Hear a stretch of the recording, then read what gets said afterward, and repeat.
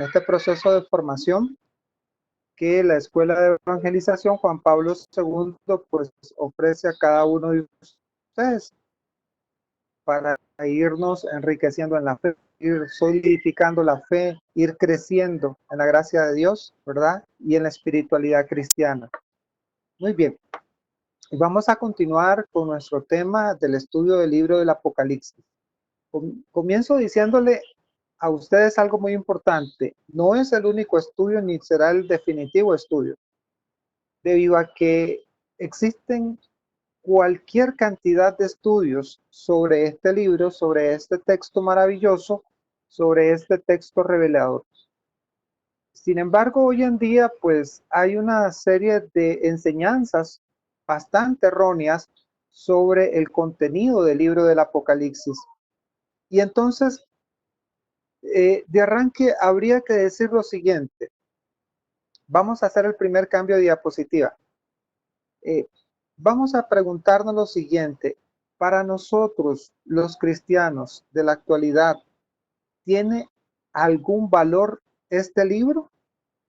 Siendo este mismo un libro dirigido primordialmente a la iglesia de los primeros siglos, a esa iglesia naciente, a esa iglesia que estaba sufriendo mucha persecución por parte de las autoridades civiles. ¿Sigue siendo entonces para nosotros válido ese libro? Como todo en la Escritura, como todo lo que nos refiere a la Sagrada Escritura, obviamente tiene su valor. Vamos a cambiar de diapositiva. Todo tiene su valor. Pablo nos da un gran tips para poder comprender cómo debemos nosotros de interactuar con la Sagrada Escritura.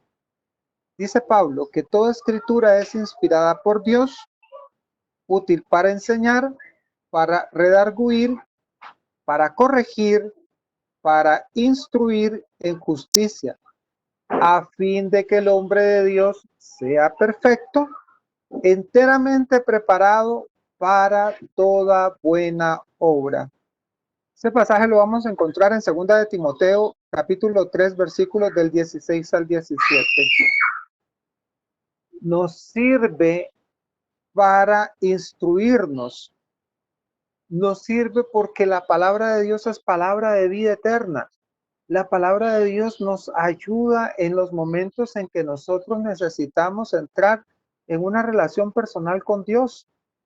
Por lo tanto, el tener presente de que la Escritura nos va a servir, como bien lo plantea Pablo, para enseñarnos, para guiarnos, para corregirnos, para instruirnos en justicia, a fin de perfeccionarnos, entonces debemos de tomar el libro del Apocalipsis con ese sentido. Libro que nos tiene que enseñarnos cómo debemos de caminar en los momentos de tribulación, como los que estamos viviendo hoy en día. Debemos de tomar el libro del Apocalipsis para aprender de nuestros primeros hermanos, de su experiencia, de cómo ellos desarrollaron su fe a través de las dificultades, cómo ellos vivieron esa fe a través de las diferentes circunstancias bastante complicadas, porque no era sencillo. No era fácil. Ellos tuvieron que desarrollar, digámoslo así, todo un lenguaje secreto, toda una serie de signos, símbolos. Utilizaron números, utilizaron colores, utilizaron cosas para poder darse a entender.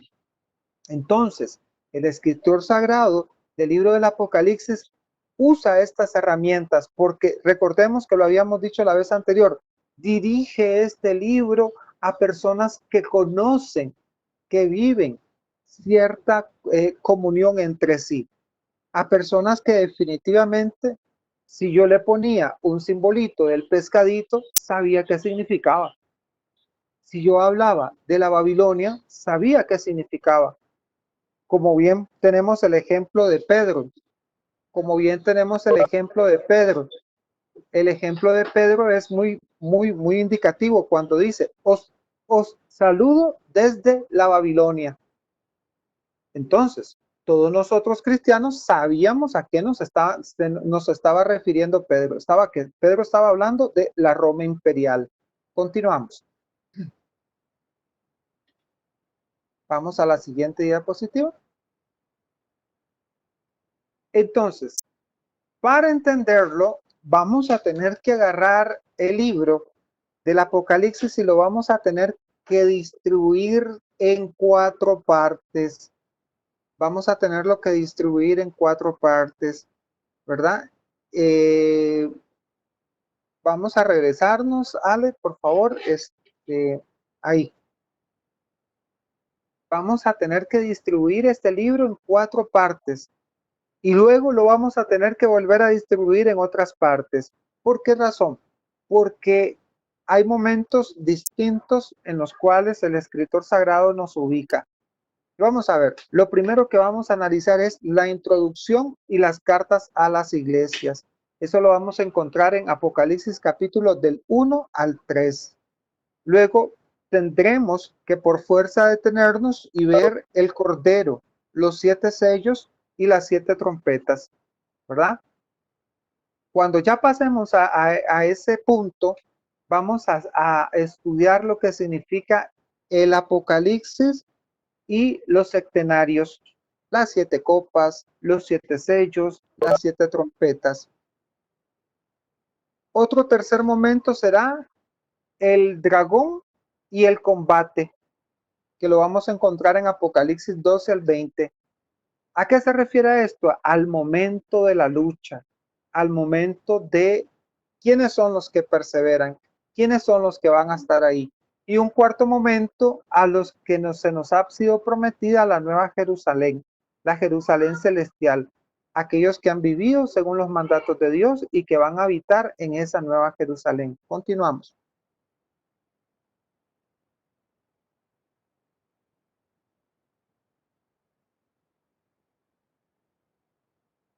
Entonces, en un primer momento hablamos de la introducción y presentación. La presentación es claramente una visión de todo el libro que introduce la sección de mensajes a las iglesias. ¿Cuáles iglesias? Las 7 iglesias que aparecen en los libros del Apocalipsis, Capadocia, Éfeso, etcétera. Como venido y lo plantea así, venido de un hombre con larga túnica cuyos cabellos eran blancos. En su mano tenía 7 estrellas y de su boca salió una espada de doble filo. Una referencia clara al Cristo resucitado, a un Cristo que ha recorrido la historia de la universalidad de la iglesia. Por eso es que Juan, al visualizarlo en su visión, él lo visualiza como una persona que ha caminado a través de los tiempos con una larga cabellera blanca, alguien que ha recorrido por completo la historia de la humanidad, que comienza, que tiene un principio y que no tiene fin. Ese es el hombre que se presenta. Luego ahí nos da pequeños detalles de actos y objetos litúrgicos, como la larga túnica, como el fajín que trae ceñido al pecho, ¿verdad?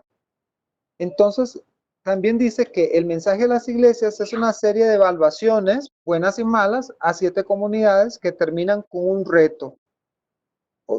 Y esto es algo interesante, porque cuando nosotros vayamos a leer las 7 cartas, nos vamos a dar cuenta que al momento de leer las cartas dirigidas a las iglesias, a cada una le interpela de manera particular.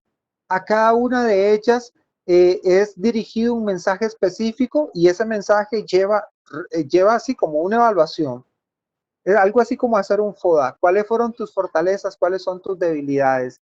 ¿Y en qué? ¿En qué es lo que necesitas cambiar, hacer nuevo? Y un cuarto elemento, un tercer elemento muy importante es la teofanía de Dios. Recordemos que teofanía es manifestación de Dios. Se presenta un conjunto de símbolos que ciertamente presentan la majestad de Dios. Alusiones a teofanías importantes del Antiguo Testamento, como la zarza ardiente, el monte de Sinaí, la vocación de Isaías, la visión de Ezequiel en el río Quebar. Hermanos, es que es un flujo de imágenes, es un flujo de simbología, de numerología, que ciertamente son muy riquísimas, puesto que aparecen en todo el libro y en todo momento, y esto nos debe de conducir a despertarnos la curiosidad. ¿Por qué los primeros cristianos abordan esta Sagrada Escritura no como se plantea hoy, no como nos los cuentan ahora, que es un libro de que anuncia el fin del mundo? No, sino que es un mensaje de esperanza. ¿Quién es ese sacerdote? ¿Quién es esa persona? ¿Quién es ese cordero que quita el pecado del mundo? ¿Cuál es ese cordero? ¿Por qué se identifica conmigo? ¿Por qué estas comunidades cristianas que han vivido tribulación, persecución, salen triunfando, salen ganando? Continuemos.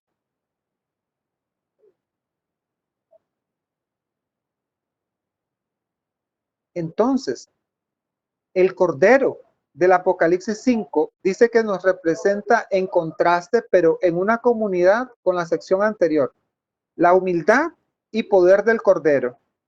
¿Cómo es un cordero? El cordero es manso, el cordero es humilde. Y dice Juan de que vio a un cordero puesto de en pie como degollado. Dice, y siendo ese el único capaz de entender los principios y designios de Dios. Por tanto, ojo, alguien que tiene poder para abrir el libro de los 7 sellos. Cristo, Cordero de la Pascua, muerto pero viviente, signo de la Eucaristía. Y comenzamos ya a introducirnos a un lenguaje puramente eucarístico. Porque ciertamente el lenguaje de la Eucaristía y el lenguaje del Apocalipsis son similares.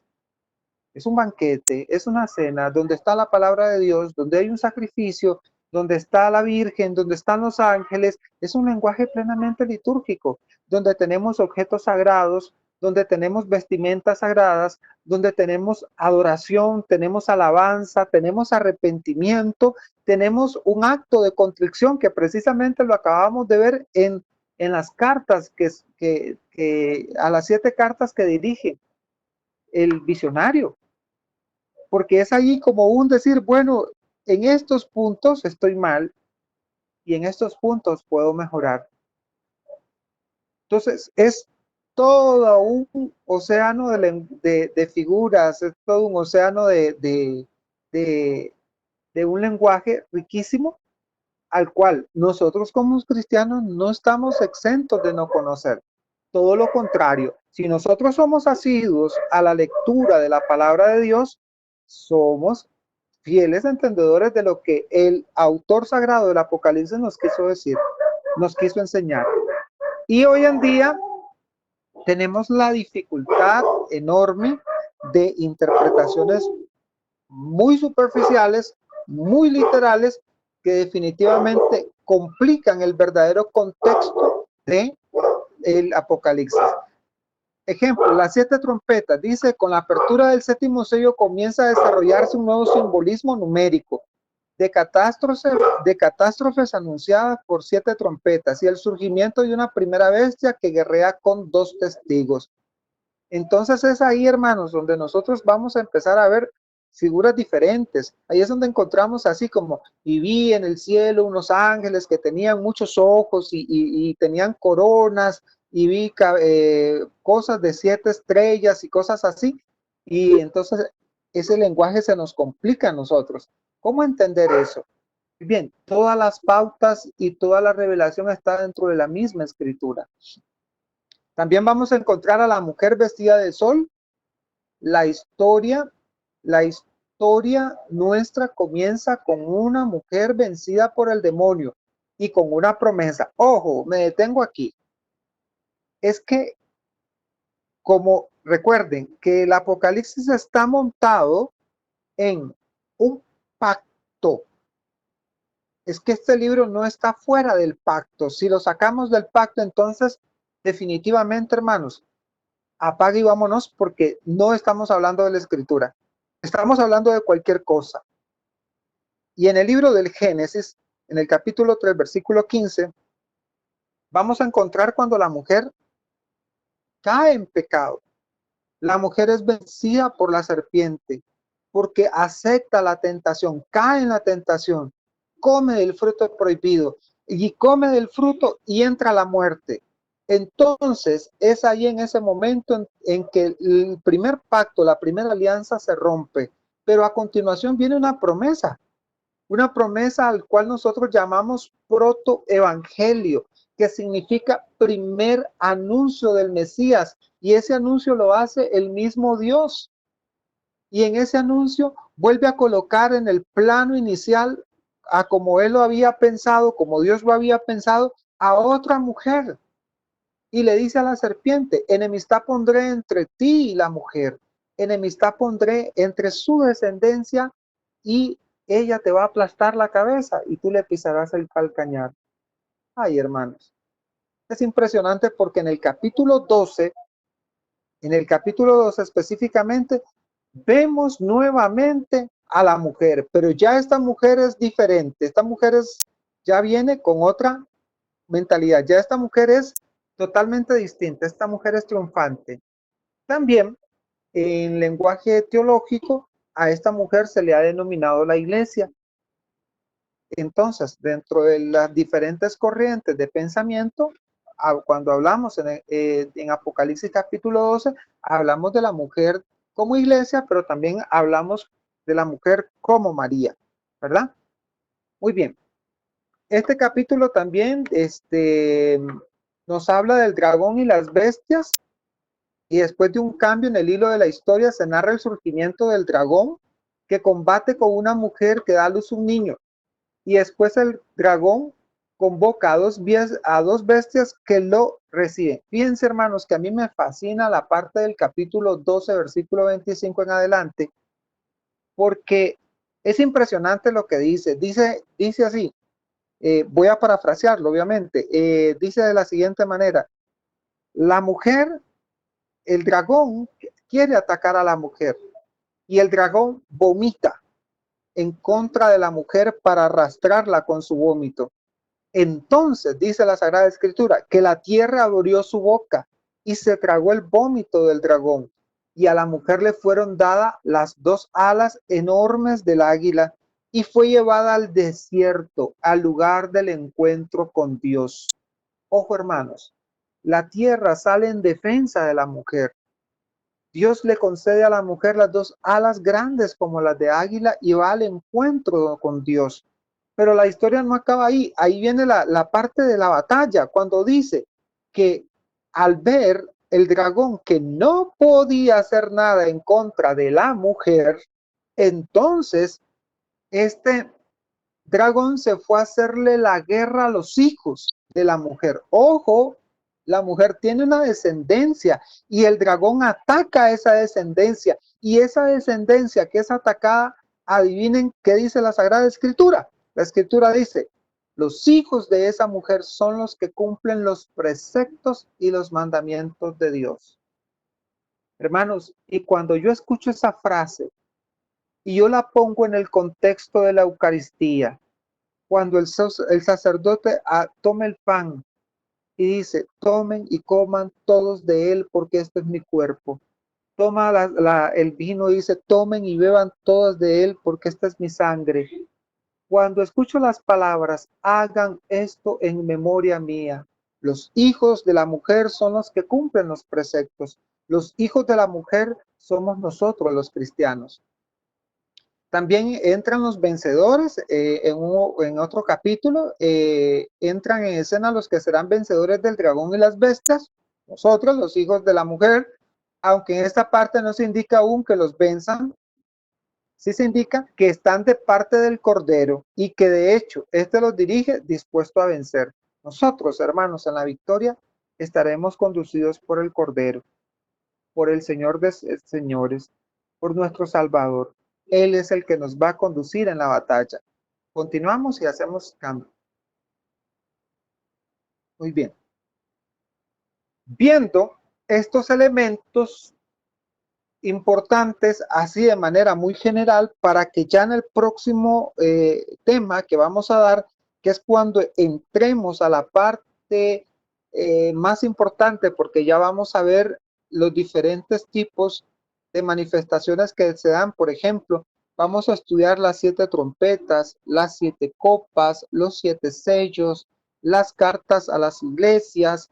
Vamos a meternos un poquito más de lleno a ver esas figuras y a relacionarlas con el Antiguo Testamento, con Ezequías, con Daniel, para que entonces nosotros vayamos quitarle la telaraña a este texto precioso y vayamos descubriendo de que este es un libro puramente dirigido a nosotros, los cristianos, los hijos de Dios.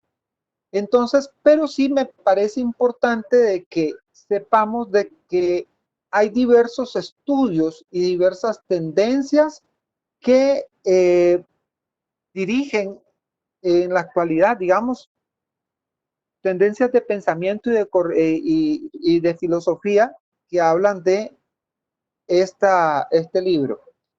Y vamos a continuación entonces a ver las primeras. A la primera tendencia le vamos a llamar preterista. Los primeros estudios, digamos. ¿Qué significan los estudios preteristas? Los estudios preteristas dicen lo siguiente. Esta forma de interpretación sostiene que San Juan estaba describiendo la forma de vida de las iglesias del primer siglo y no algo sobre el futuro. Las personas y eventos descritos por medio de las visiones debe buscarse en personas o eventos de la época. Así la bestia podría ser Nerón o Diocleciano, quienes perseguían a la iglesia, y las catástrofes podrían referirse a la caída de Jerusalén. Entonces, si nosotros tomamos, digamos, un comportamiento cronológico de los acontecimientos, pudiéramos decir de que la visión preterista es una visión muy adecuada para aplicársela al libro del Apocalipsis. Recordándoles, hermanos, porque en esto sí voy a hacer mucho hincapié, es que una cosa es predicción y otra cosa es profecía.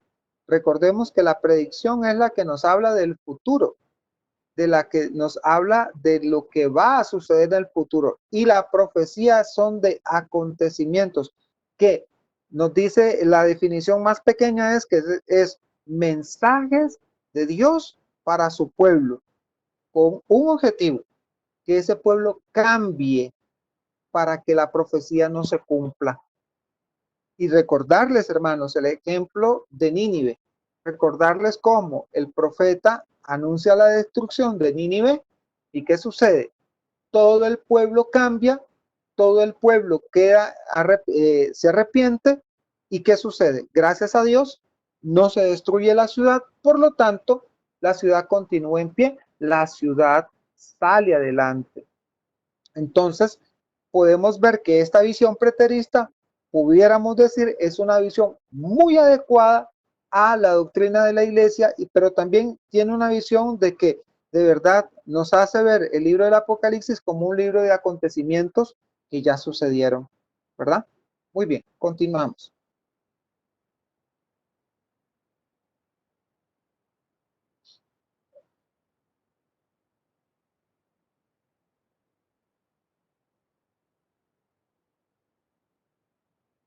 Entonces, algo también muy importante con respecto a la parte preterista, que está siendo una escuela de interpretación de acontecimientos escatológicos, tuvo un origen en la Iglesia Católica después del Concilio de Trento, más o menos por el año 1554 al 1613, más o menos. Y se le atribuye a un monje, Luis de Alcázar, que nos decía que las profecías cumplidas se daban, digamos, de una manera particular en la iglesia de los primeros siglos. Entonces, por eso es que el preterismo tiende a ser bastante más creíble, tiende a ser más, mejor fundamentado que las otras tendencias. Y vamos a ver qué pasa con las otras tendencias, porque tenemos que estudiarlas, digamos que todas, ¿verdad? Muy bien. Entonces,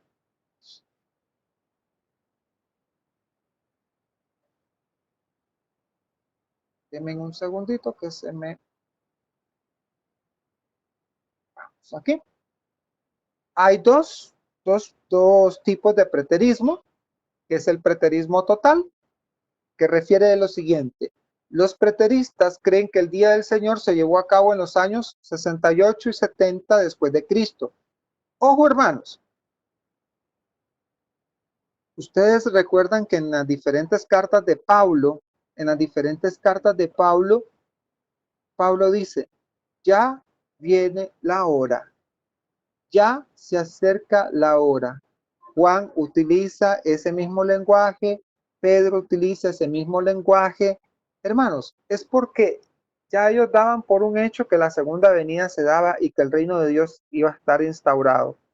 Recordemos que, y como lo vimos en el primer tema, y nos lo dicen exquisitamente la encíclica Dei Verbum,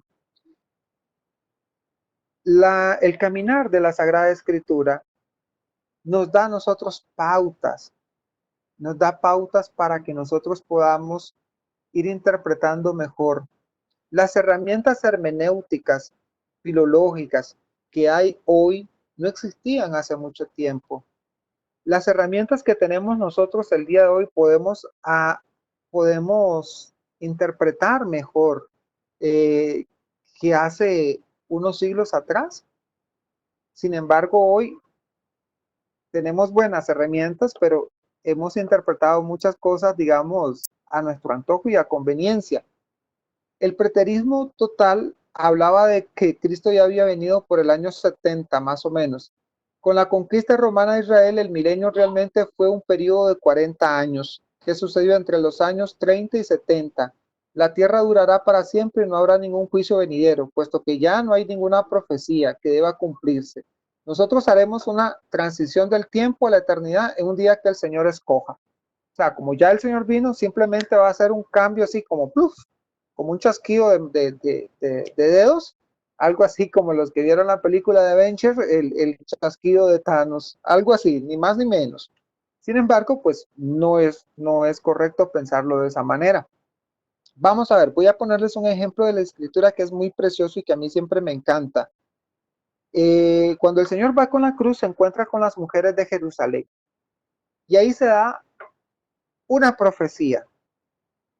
Dice lo siguiente, Jesucristo, mujeres de Jerusalén, no lloren por mí, sino por sus hijos. Mujeres de Jerusalén, no lloren por mí, sino por sus hijos. Y para el año 70, cuando se da la destrucción del templo, los hijos de esas mujeres que estuvieron llorando por el Señor en el camino al Calvario, esos hijos eran los que fueron los testigos presenciales de la destrucción total de Jerusalén, de esa devastación, de esa eh, tragedia que era para ese pueblo, haber perdido todo, haber perdido su templo, haber perdido su lugar de culto, haber perdido su ciudad, haber perdido todo para caer en esa desgracia. Era una catástrofe, era algo terrible y fue a manos del imperio, ¿verdad? Pero esa es una profecía del Señor. Mujeres de Jerusalén, no lloren por mí, sino por sus hijos. 40 años después estaba la catástrofe.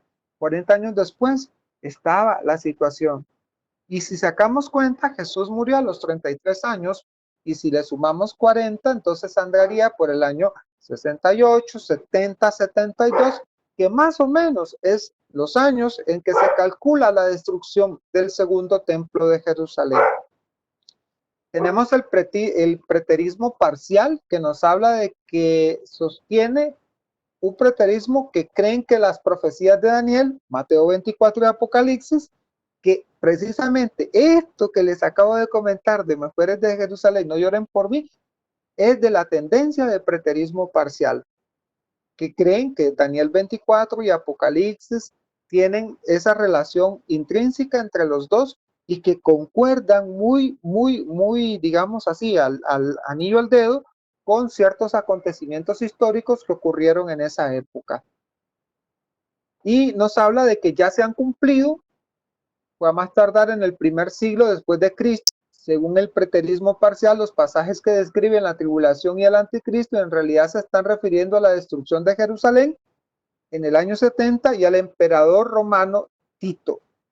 Tito, que era el emperador para el tiempo de la destrucción del segundo templo. Continuamos con la otra. Tenemos también la tendencia historicista. Esta tendencia es interesante. Esta tendencia de estudio nos refiere a que, a diferencia de la anterior, los historicistas consideran que los eventos descritos en Apocalipsis se refieren a eventos sucedidos cronológicamente. Por ejemplo, la primera iglesia de Éfeso representaba la iglesia del primer siglo, mientras que la de Esmirna era la iglesia perseguida.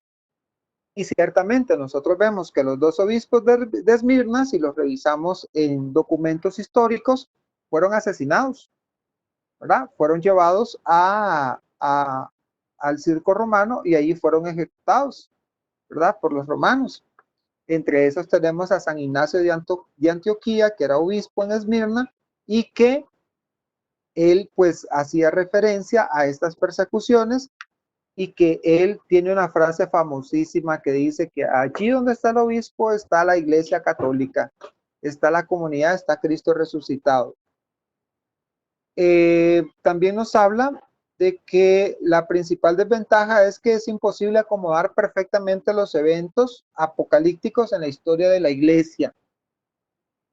No podemos relacionar la palabra apocalíptica con destrucción.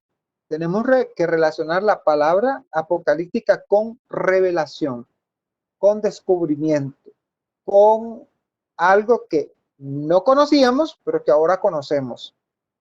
Porque la tendencia es decir apocalipsis y ya se nos viene a la cabeza coronavirus, se nos viene a la cabeza terremotos, guerras, se nos viene a la cabeza maremotos, se nos viene a la cabeza catástrofes. Y no, tiene que ver con quitar el velo, revelar, descubrir, ver algo que estaba oculto. Eso es el apocalipsis, eso es lo que significa la palabra en sí. Entonces, el historicismo también se distingue de otros puntos de vista de la escatología, como por ejemplo el idealismo. Los eventos de la revelación son completamente simbólicos de la lucha cósmica entre el bien y el mal. ¿Qué significa esto? Pues que se nos presenta la batalla del bien y el mal, ¿verdad? Entonces, hermanos, es que en el historicismo, como lo pretenden hacer diferentes tendencias evangélicas protestantes, que, por ejemplo, están hablando, en algún momento dijeron, Hitler cumple con la condición de ser el anticristo. Saddam Hussein, Stalin, y un montón de personajes genocidas que han pasado por la historia de la humanidad, la gente los señala como los anticristos, ¿verdad?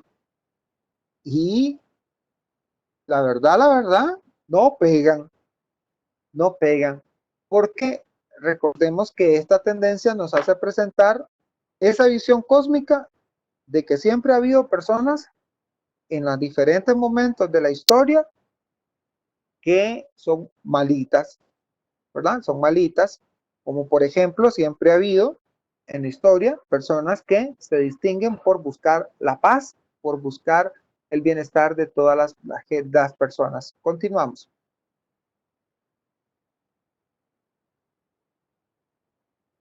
También tenemos, y aquí sí me voy a detener bastante para que ustedes lo manejen muy bien, que es la tendencia futurista. Entonces, en esta tendencia futurista dice que tiende a ser más literal. Y si ya les menciono que es más literal, entonces estamos hablando de que son tendencias que, por ejemplo, en la actualidad las podemos encontrar muy incrustadas en las doctrinas protestantes. Porque ellos, como leen de manera literal la Sagrada Escritura, la comprenden de esa misma manera literal, entonces tratan de hacer un manejo literal de un libro que definitivamente, sobre todo por su contenido de figuras alegóricas y de figuras riquísimas, no se puede hacer de esa manera. Leer un libro como Apocalipsis de manera literal es una mala idea. Yo me recuerdo que a mis 13 años se me dio la curiosidad de querer leer el libro del Apocalipsis de manera literal, porque no tenía mucha escuela que digamos, y oigan, me fue muy mal. ¿Por qué razón? Es muy sencillo. Hermanos, yo no puedo tomar un libro en el cual yo necesito tener elementos y criterios de formación cristiana para poder entenderlo. Pedro nos lo dice muy claramente que la Sagrada Escritura no es para libre interpretación. Por lo tanto, leerla de manera literal me conlleva a crear errores incluso. Voy a ponerles un ejemplo. Eh, Hay un pastor que se llama Hugh Graham, estadounidense, y el señor es de esta tendencia futurista milenarista, porque también de esas corrientes vamos a tener que hablar. Y esas corrientes milenaristas, futuristas, nos hablan, son los que han metido mucho el tema de teorías de conspiración dentro de la lectura del libro del Apocalipsis. Y son, por ejemplo, los que nos hablan de la marca de la bestia. Sobre todo un tema que ahorita está dando muy duro, que es el famoso chip. Y eso lo vamos a ver un poquito más adelante. Hoy no voy a profundizar en eso, pero sí lo vamos a ver para que después nos riamos juntos. Ese famoso chip, hermanos, nada tiene que ver con el Apocalipsis. Esa marca, nada tiene que ver con el Apocalipsis. Porque, hermanos, es un texto definitivamente sacado fuera del contexto.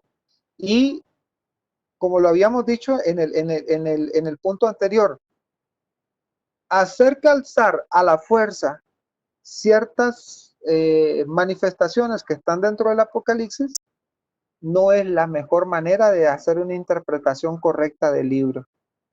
No es la mejor manera. Este pastor también nos habla de las distintas familias que están, y les hablo que esa prédica tiene como 4 años.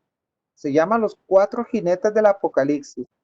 Y resulta de que en el primer jinete nos habla de que están las familias Rothschild, los Rockefeller, no se mencionaba a Soros, no se mencionaba a otros como Bill Gates, sino que se mencionaba a familias un poquito más tradicionales, ¿verdad? Multimillonarios más tradicionales, que conformaban una especie de logia conspirativa contra el mundo y un montón de cosas extrañas y raras. El segundo tenía que ver con Rusia y yo lo sentía él que era muy por el tema del comunismo y todo lo demás, y que Rusia iba a atacar a Estados Unidos con el gran pulso magnético que iba a destruir todas las telecomunicaciones y los aparatos electrónicos, y que a partir de ese momento iba a haber el inicio de la Tercera Guerra Mundial, y que ahí también tenían que ver el grupo que les mencioné que se llaman los famosos Thunderbird, y en fin, una serie de teorías conspirativas que definitivamente no ayudan a entender este valioso mensaje, porque le están dando un contexto al texto que no lo tiene, no tiene esas cosas, no están contenidas esas cosas dentro del Apocalipsis, porque al haber una unión entre acontecimientos y hechos del Antiguo Testamento con el libro del Apocalipsis, es que definitivamente está dirigido a una comunidad de creyentes que, uno, tienen como parámetro a Cristo; dos, están dentro de un pacto; y tres, que nosotros creemos en el triunfo y en la salvación que Dios nos da. ¿Qué más dice el premilenialismo dispensacionalista? Dice lo siguiente: se refiere a la creencia de que Jesús ha de venir literalmente antes del milenio para reinar sobre la tierra, como lo describe Apocalipsis 20. Como les digo, me tengo que detener porque aquí ahora les voy a meter otra vaina. Aquí les voy a meter el tema del rapto. por ahí viene el asunto del rapto. Y aunque el rapto haya salido de nuestras filas a través de un sacerdote, yo creo que es apellido Salazar, me disculpan, ahí en el texto que les voy a pasar para que refuercen el tema, se los confirmo. Pero este sacerdote jesuita, que es quien promueve la doctrina del rapto, es el que, digamos, de alguna manera infectó a cierto tipo de tendencia de iglesias protestantes pentecostales que siguieran, perdón, en esa línea. Y sucede de que los que creen en la teoría del rapto también están divididos y están divididos en tres opciones. ¿Qué dice la primera opción? Bueno, dice, la primera opción es de que antes de que venga el Señor, antes de que se dé la gran tribulación, todos van a ser, todos los cristianos, los justos, van a ser llevados al cielo, todos, y que se van a quedar los que van a sufrir la tribulación. Ejemplo de eso, hay una película muy reciente que acaban de sacar los hermanos protestantes que se llama Remanente. ¿Ah?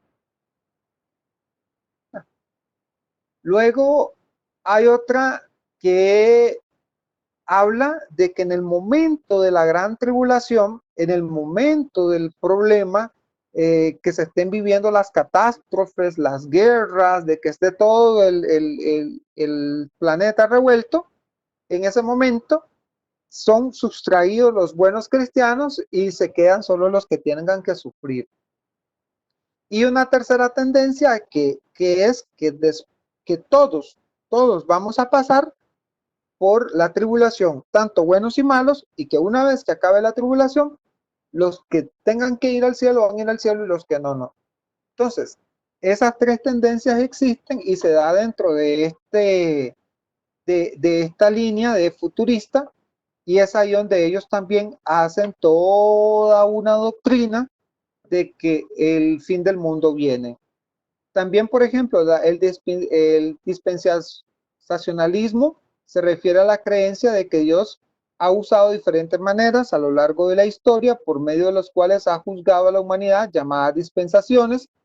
En esta interpretación, todo lo escrito a partir del capítulo 4 sería algo futuro y correspondiente a los últimos 7 años antes de la venida de Jesús.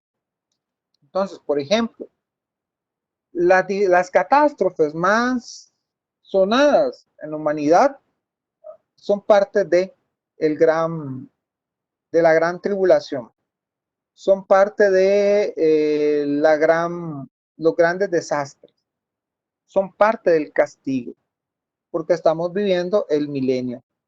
Entonces, hermanos, a raíz de esto también existen una serie de teorías donde se le pone fecha y caducidad al mundo, donde se le pone fecha y caducidad al planeta, a la existencia de la humanidad. El fin del mundo ya viene, y entonces comienzan una serie de teorías, como por ejemplo la de Ellen White, que ella pues obviamente había dicho en algún momento de que se iba a acabar el mundo.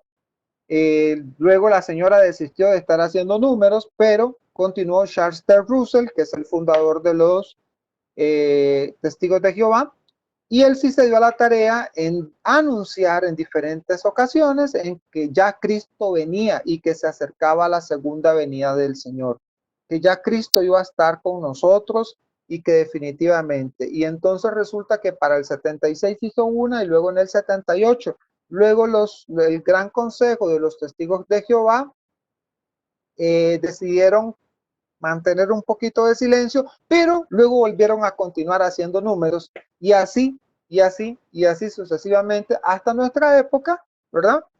Que creo que la última iba a ser en mayo, la última, no, perdón, fue el mes pasado, abril, que el mundo se acababa, ¿verdad? Y así podemos encontrar el 12 de diciembre, el 21 de febrero, luego el 21 de noviembre, luego el 21. Yo no sé qué obsesión se tendrán con el 21, pero bueno, vamos a ver qué sucede. Continuamos con una diapositiva más.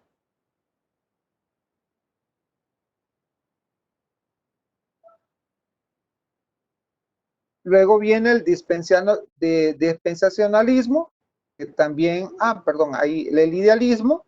Se encuentran principios espirituales que operan en todo momento histórico de la iglesia.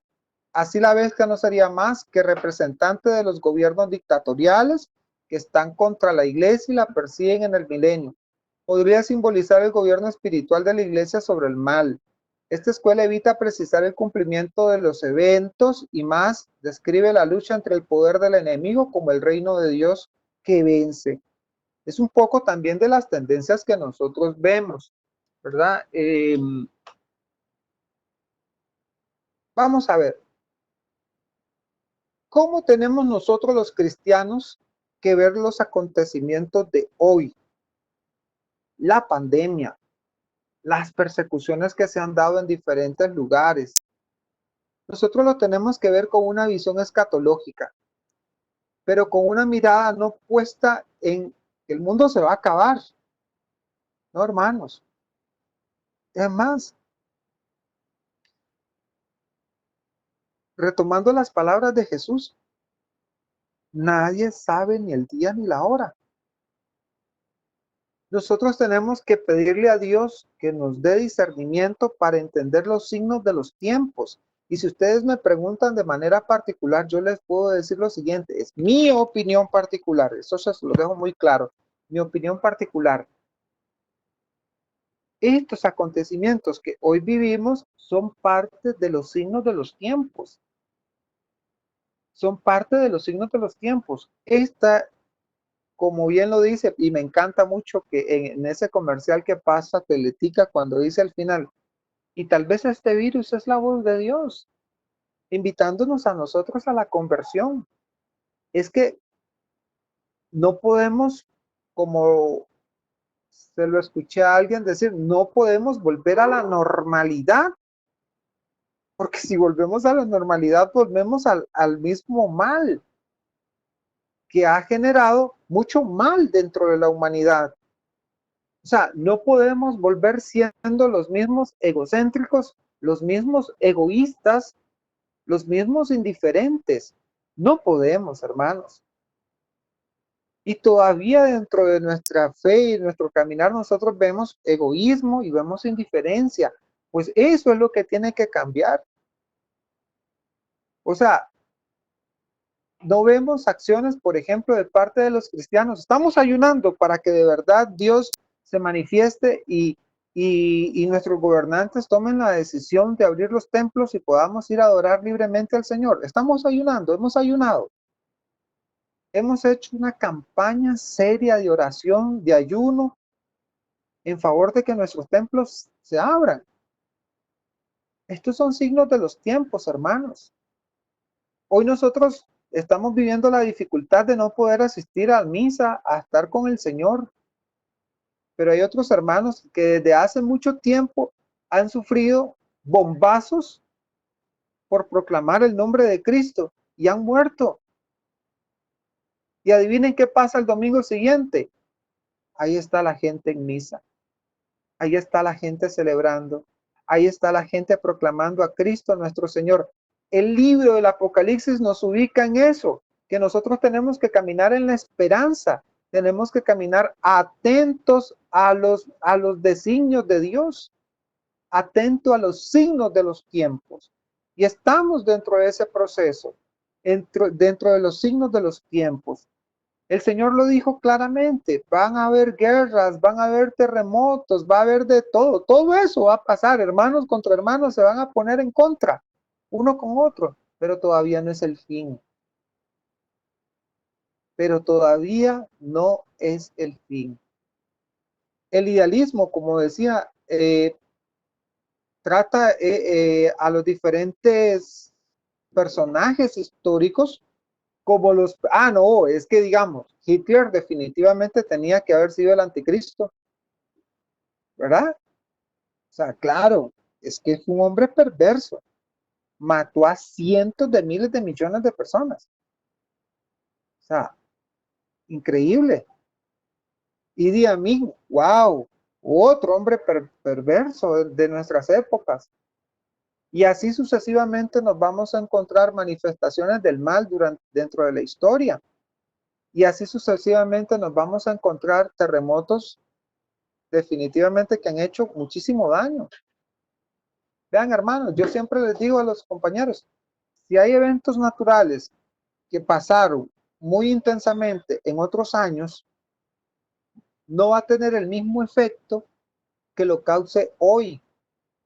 Hoy, cuando fue el terremoto de Cartago, la población, la densidad poblacional era muchísimo menor a lo que es hoy. Si ese mismo terremoto sucede hoy en Cartago, Dios no quiera, si ese mismo terremoto que sucedió en Limón hace 20, 30 años, Dios no quiera que suceda hoy, imagínense ustedes. Muy bien, continuamos con la última.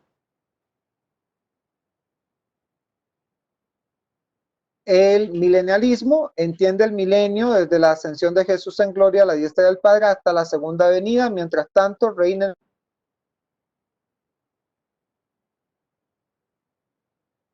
o era entre la ascensión y la segunda venida. O sea, para algunos estamos viviendo ese tiempo de milenialismo y ese tiempo se acabó. Por lo tanto, ya ahorita, digamos, para algunos tiene que estar o ya preparándose para venir la segunda venida en cualquier momento.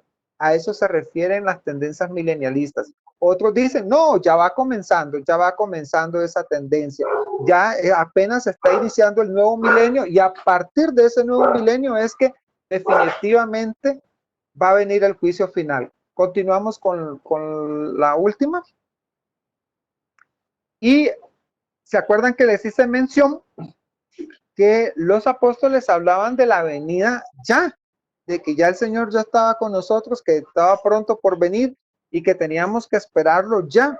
Bueno, los credos apostólicos anteriores al concilio de Éfeso, todos eran milenialistas y esas mismas doctrinas son adoptadas por otros grupos.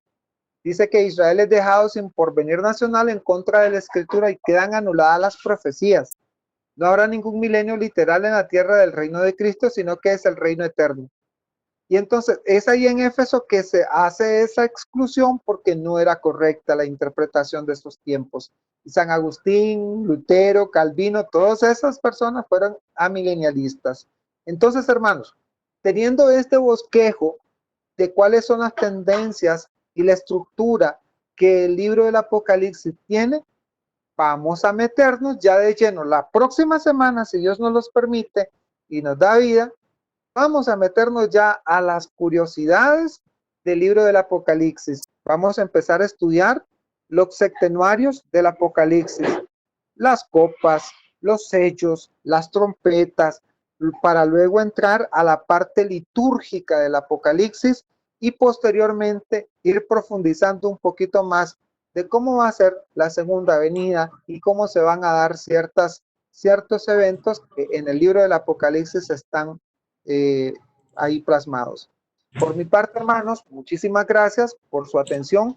Si tienen alguna duda, alguna pregunta, con muchísimo gusto a la orden. Alejandra.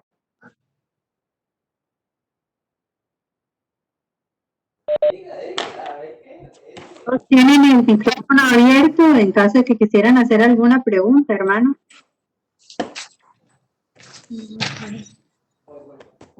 ¿Qué tal, Eddie? ¿Cómo estás?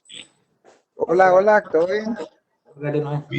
Mira una preguntita, más que todo referente al libro que recomendaste la vez pasada que me pareció, me sonó que para el tema del Apocalipsis nos puede ayudar mucho sobre las figuras y símbolos del Apocalipsis. Ok, que la iglesia siempre nos invita a tener una mirada del libro del Apocalipsis, de los acontecimientos del Apocalipsis, dentro del contexto del pacto de Dios con su pueblo, para que nosotros podamos comprender cómo se entrelaza este libro con toda la escritura a través de los diferentes autores sagrados y que al final nosotros vamos a ver la victoria de Cristo y de su iglesia, la victoria de Cristo ante el mundo donde Él vence el mal, ¿verdad? Y nos da la salvación a nosotros.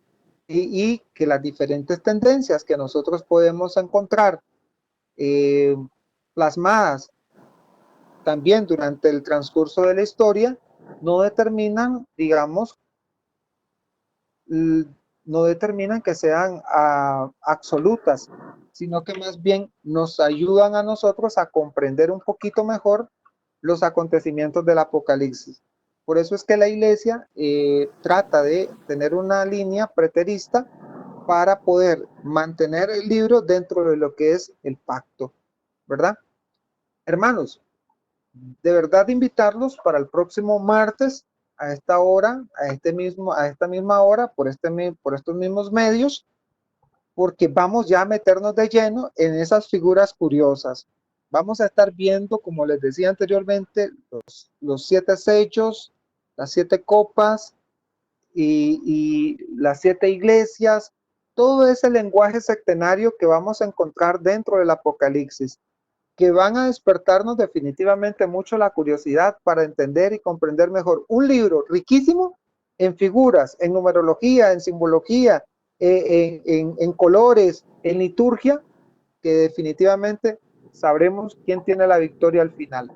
Y por mi parte, pues de verdad, muchas gracias. Les agradezco a todos ustedes su tiempo, esperándolos a ustedes el próximo martes e invitándolos a que otros hermanos que deseen incorporarse a estas transmisiones o que nos sigan por los canales de YouTube y por Facebook Live, pues que por ahí vamos a estar también retransmitiendo estos cursos, tanto el de sanación integral como el estudio del libro Apocalipsis.